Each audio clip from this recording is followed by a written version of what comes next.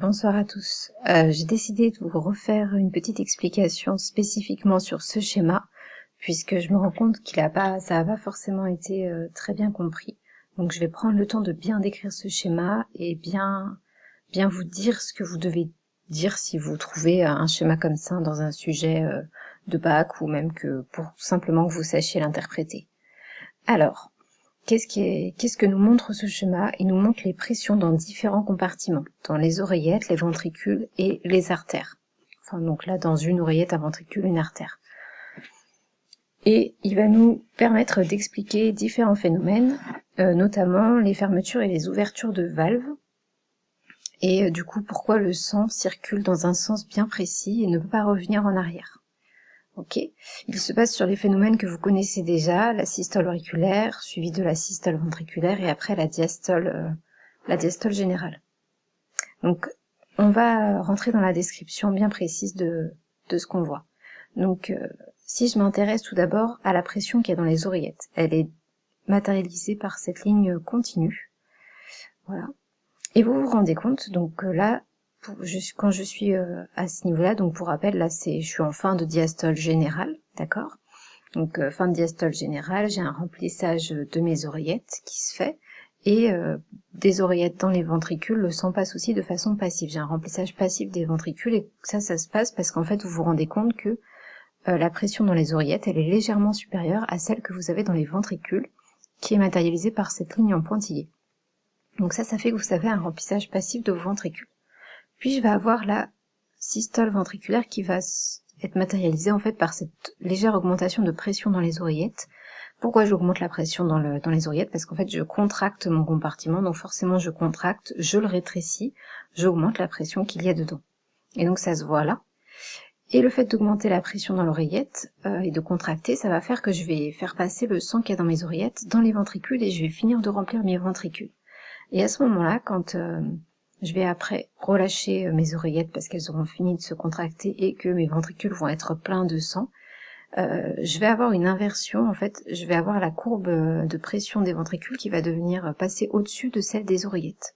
Donc la pression dans les ventricules sera supérieure à celle des oreillettes, et pile à ce moment-là, quand j'ai l'inversion, va se produire le phénomène de fermeture de mes valves auriculo-ventriculaires. Je vous rappelle qu'entre les oreillettes et les ventricules, vous avez des valves qu'on appelle auriculo-ventriculaires, qui sont ouvertes donc qui étaient ouvertes dans les phénomènes d'avant, et qui là en fait, comme je vais avoir un changement dans les pressions des compartiments, ça va permettre la fermeture de ces valves.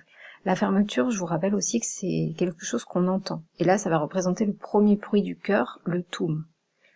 Donc comme je vais fermer mes valves, ça va permettre quoi? Ça va permettre que mon sang ne revienne pas en arrière et qu'il retourne pas du ventricule dans les oreillettes. Donc comme je ferme mes valves, qu'est-ce qui se passe? Tout le sang est concentré dans le ventricule et je vais commencer à contracter mon ventricule. Comme je contracte mon ventricule, mais qu'en plus de l'autre côté, au niveau de l'artère où doit normalement sortir le sang, les valves sigmoïdes sont fermées, ça va augmenter petit à petit la pression dans mon compartiment parce qu'en fait je le contracte et qu'en plus il est plein de sang. Donc je diminue l'espace à l'intérieur, ça augmente la pression. Et donc là, cette montée-là qui se produit jusqu'à ce que j'atteigne la même pression qu'il y a dans les artères, on appelle ça le remplissage, on appelle ça la contraction isovolumétrique, puisque je contracte mon ventricule, mais comme j'ai pas encore ouvert les valves sigmoïdes, je n'éjecte pas le sang, donc le volume de sang dans mon ventricule reste le même. Puis je vais atteindre une pression qui va être équivalente à celle que j'ai dans mes artères, et ce moment-là va déclencher l'ouverture des valves sigmoïdes qui séparent les ventricules et les artères. Et donc, à partir de ce moment-là, mon sang va pouvoir sortir des ventricules et aller dans les artères. Donc au début, ça va se faire à des pressions, ça va se faire et j'aurai à peu près les mêmes pressions dans les ventricules et les artères. Donc on va dire que là, on est en contraction, en systole ventriculaire isotonique, pour dire qu'on a les mêmes pressions. On appelle ça aussi l'éjection ventriculaire, puisque c'est le moment où mon sang sort du ventricule. Et quand j'aurai complètement éliminé le sang de mon ventricule, en tout cas le volume que je peux éjecter, puisque je vous rappelle qu'il va rester un volume résiduel qui reste, mais qui restera toujours dans mon ventricule il sera jamais complètement vide de sang, mais quand j'aurai complètement éjecté le volume que je peux éjecter de mon ventricule dans les artères, je vais repasser en fait, ma pression elle va se mettre à diminuer et à retourner à devenir plus basse que celle que j'aurai dans mes artères. Et le moment où cette pression devient plus faible dans le ventricule que dans les artères, ça va déclencher quoi? Ça va déclencher la fermeture de mes valves sigmoïdes. Fermeture d'une valve, ça veut dire que je vais entendre là aussi un bruit, le fameux ta. Voilà, et donc cette fermeture, elle garantit quoi? Elle garantit que mon sang, quand il est passé dans les artères, il ne revienne pas dans le ventricule. Donc j'ai bien un seul sens de circulation du sang, depuis les veines, jusque dans les oreillettes, puis les ventricules, et enfin les artères, et ce sera toujours comme ça.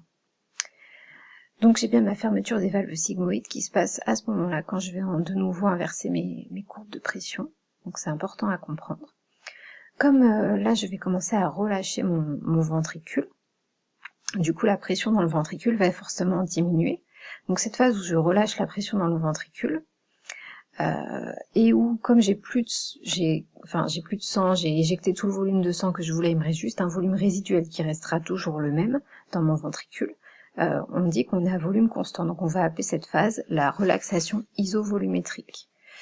Et je vais diminuer du coup en relâchant mon ventricule la pression dans mes ventricules jusqu'à en fait atteindre et même descendre en dessous de la pression que je trouve dans mes oreillettes. Et le moment où je passe en dessous que j'ai une pression dans les ventricules qui est plus faible que celle que j'ai dans les oreillettes, ça va redéclencher l'ouverture de mes valves auriculo-ventriculaires. Et ça va permettre quoi? Ça va permettre de faire que le sang qui va passer des veines dans les oreillettes puisse aussi directement passer dans les ventricules. Et comme vous voyez, ma pression dans les ventricules est légèrement inférieure à celle que j'ai dans les oreillettes, ça va faire que je vais avoir un remplissage passif de mon ventricule. Et donc toute cette phase-là, après l'ouverture des valves auriculo-ventriculaires, c'est la diastole générale avec un relâchement complet du cœur. Les ventricules et les oreillettes sont complètement relâchés.